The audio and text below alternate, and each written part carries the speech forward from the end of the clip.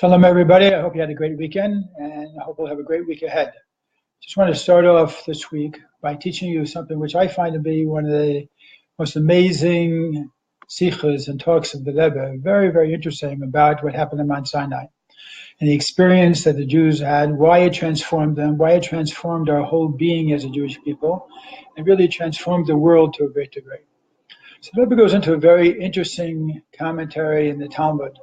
The Talmud talks about a discussion between two great rabbis, Rabbi Akiva and Rabbi Ishmael, and two giants of the Jewish world at the time, both Tanaim, which were from the Mishnaic time of the rabbinics, and they disagreed about a couple of things which we're going to discuss.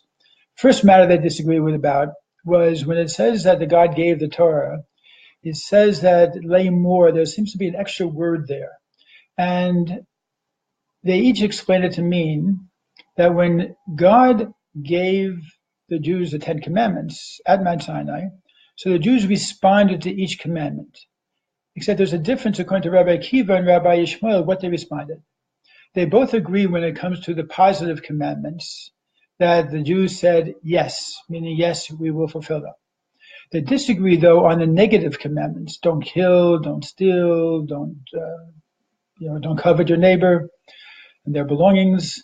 So they disagree. Rabbi Akiva says that on the negative commandments, the Jews answered yes, meaning yes, we will fulfill it. And Rabbi Ishmael says that the Jews responded, no, we will not do those things that God does not want us to do. So the question is, what is the difference between these two opinions? And who cares? And what difference does it make whether or not they say yes or no? So the Rebbe says that in order to really understand this, we have to understand really a separate disagreement between Rabbi Akiva and Rabbi Ishmael, also concerning the giving of the Torah at Mount Sinai. And this disagreement is about a very famous sentence in the Torah where it says that the Jews saw the thunder, that their thunder and lightning during the giving of the Torah was so momentous and so overwhelming that they got to the point where they actually saw the thunder. And of course we know you can't see thunder, but Rabbi Akiva says they actually did see thunder. And Rabbi Ishmael says, no, it's just an allegory. They didn't really see thunder. They saw the lightning and they heard the thunder, and it's not to be taken literally. So again, the Rebbe asks, what is the basis of this argument? What are they really arguing about? And what's beneath the surface as far as understanding? Why does the Talmud go out of its way to discuss this argument as well between Rabbi Akiva and Rabbi Ishmael? And the answer of the Rebbe is amazing. So the Rebbe says that we have really a disagreement here between Rabbi Ishmael and Rabbi Akiva about seeing and hearing. So let's talk about what is seeing and what is hearing. When I see something, I grab onto it. It has to be a physical thing, and I literally connect to it. It's almost like a laser beam coming from my eye right to that physical thing. That's with all of us. Hearing, on the other hand, is a whole different type of function, because the thing I'm hearing can be very far away. It can be around the corner. It could be around the corner, meaning literally a wall separates us from the source of the sound, or it could be around the corner, literally down the block. It could be literally miles away that I'm hearing something coming from there. And I have to use my mind to somewhat interpret what is this sound, what is it all about how far away is it? Does it require me to do anything? Is it a call of danger? Is it an invitation? So forth and so on. The Rebbe said that the same thing applies with spiritual and physical connections that we have as Jews. That when we see something, that's really much more of a physical connection. That's talking about our physical world, which we actually see, if we're blessed with the power of vision, see on a regular basis. But here we hear about spirituality. Shema Yisrael, Hashem Elokeinu, Hashem Echad. Hear, O Israel, the Lord our God, the Lord is one. So hearing is for something that's distant, that we're not really attuned to as far as our connection is concerned. We have to interpret it, we have to understand it, we have to learn about it in order to be able to truly connect to it. The Rebbe said this applies to our physical being and our spiritual being. Our physical self, we are very comfortable with, we see it, we're one with it, we know what it's all about.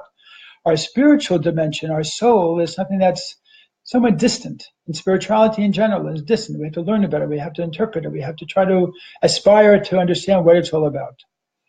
So the same thing applies here with the Jews during the time that they were given the Torah. The disagreement about between Rabbi Akiva and Rabbi Yishmael then takes on a whole different dimension. According to Rabbi Yishmael, the purpose of the giving of the Torah was that the Jews should see that which is seen and hear that which is heard. In other words, physical stayed physical, spiritual stayed spiritual. God revealed himself, gave us the Torah in a spirit and a physical plane.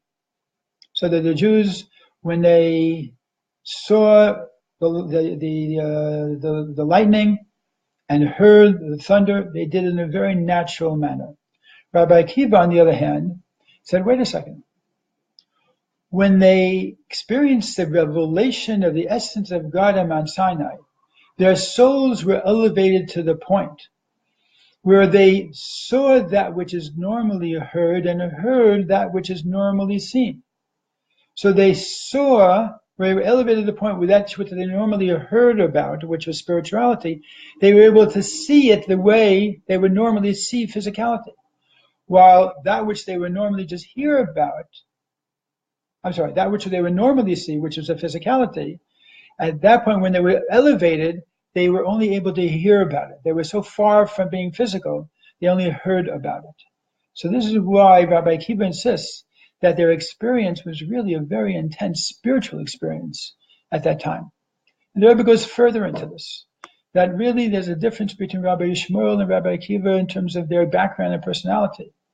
Rabbi Akiva was a person who first started learning Torah, even the Aleph base, when he was 40 years old. So he was a Baal Tshuva, a returnee to Judaism. And his motivation and what drove him to accomplish what he accomplished was this tremendous thirst for coming closer to God. So in Rabbi Akiva's mind, everything he did was in order to be able to get closer, come closer to God. So the giving of the Torah at Mount Sinai was the ultimate coming closer to God that a person could possibly experience, because then they were really one with God, and God revealed himself in his essence. Well, for Rabbi Yishmael, he came from a family of Kohanim Gedolim, great Kohanim. And for him, from the time he was a small child, he was always very trained in the ways that spirituality is brought down to the physical level. We invest spirituality into the physical. We elevate the physical by living it according to the Shulchan Aruch, according to the code of Jewish law. So the greatest accomplishment of the giving of the Torah is to bring godliness down into the physical in order to be able to make it real on our physical plane. So the Rebbe then uses this explanation to help us understand what the difference is between what the Jews answered at Mount Sinai. For the positive commandments, we all agree that they said, yes, we will fulfill them. But for the negative commandments, did they say, yes, we will fulfill them? Or did they say, no, we will not do what we're not supposed to do? So according to Rabbi Yishmael, as you can understand, he goes straight by the book. If God said, do this, yes, we will do it. If he said, no, we will not do it. Rabbi Akiva, though, has a very interesting approach. Rabbi Akiva's approach is that no matter what God says, it doesn't make a difference. Whether it's positive, whether it's negative, whether it's a small mitzvah, it's a large mitzvah. The Jews said yes. Yes, we will do it. Why? Because he wasn't looking at the specifics of the mitzvah.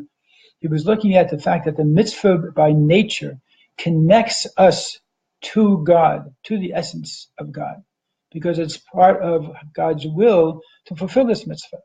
And as a result, his perspective was that specifically for the negative commitments and also for the positive commitments, the Jews said yes or no. They said yes to everything because they wanted, bottom line, to connect to Hashem. So the lesson for us in our lives, I think, is very clear. And that is we really have to have a little bit of Rabbi Yishmael and Rabbi Akiva within each and every single one of us. On the one hand, we have to be Rabbi Yishmael to know that we live in the world, we're active in the world, we do things in the world, we deal with material matters all over the place, we deal with the money, we deal with mortgages, we deal with our jobs, with our homes, with our children, with life. And as a result, we need to learn the tools, which of course Torah gives us, to be able to bring God down into this world, to make a dwelling place for God in this physical world and transform the physical almost into a spiritual entity, because we're soaking it. We're literally bringing it to a point where it's united with the spiritual, because we're funneling it, we're using it, we're living our daily life with it, along the lines of what God wants us to do with it. Well, on the other hand, we need to be like Rabbi Akiva, in the sense that we have to have, strive to have, or learn to have, what does it mean to want truth? What does it mean to want to be close to God? What does it mean that we pray, that we really pray with sincerity? That when we do a mitzvah, we do it l'shem shemayim, for the right purpose. And to constantly remember that we have the tools in the Torah, we have the tools in the mitzvahs, to be able to really strive to hear that which is normally seen and see that which is normally heard. And when we do this, we can really balance out our Rabbi Yishmael and Rabbi Akiva tendencies and our aspirations to make a Jew which is really so well balanced and whole, in the sense that we're able to accomplish tremendous things in our lives and with our family, with our aspirations, with our goals, challenges, with our fulfilling our purpose in this world as Jews who really are using or are connecting better to the beauty and the essence and the light of the Torah, in order to be able to make sure that we fulfill our individual purpose as best as possible. So I hope that gives you some food for thought. It for sure gave me much food for thought and continues to give me food for thought. And hopefully tomorrow we're going to go on to our fourth and last stage as far as post Mount Sinai. How did the covenant continue to this day? All the best, and look forward to seeing you soon. Have a great day.